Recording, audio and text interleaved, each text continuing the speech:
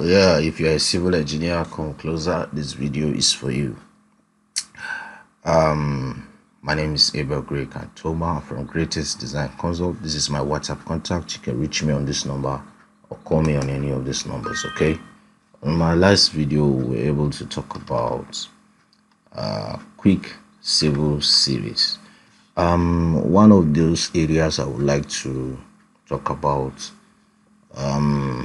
on this episode is on these columns. You can see some of the columns are looking extremely large, and this is basically not what I want.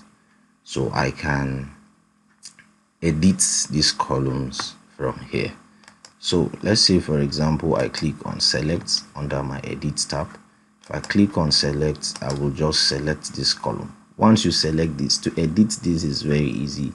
It's just for you to come here and type 225. Since every other column is 225, I'm just going to maintain that 225, right?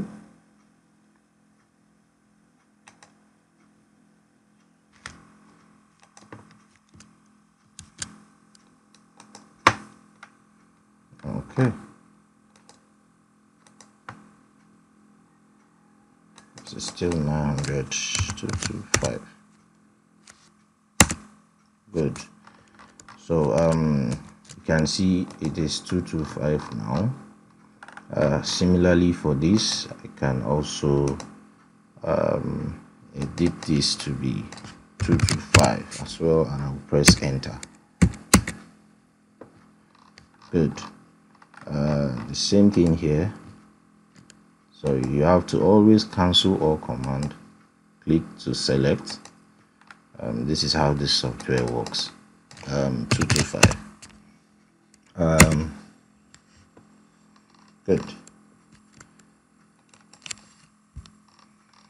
All right, so I've been able to adjust all of that.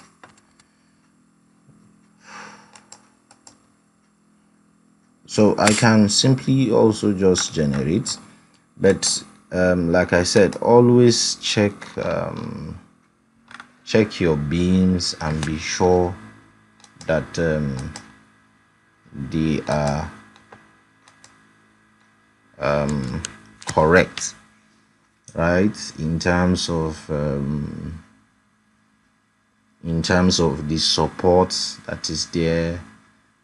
Because if you do not specify that there is no column here, it will automatically generate a column for you here, right? And that is basically not what you want. Cancel.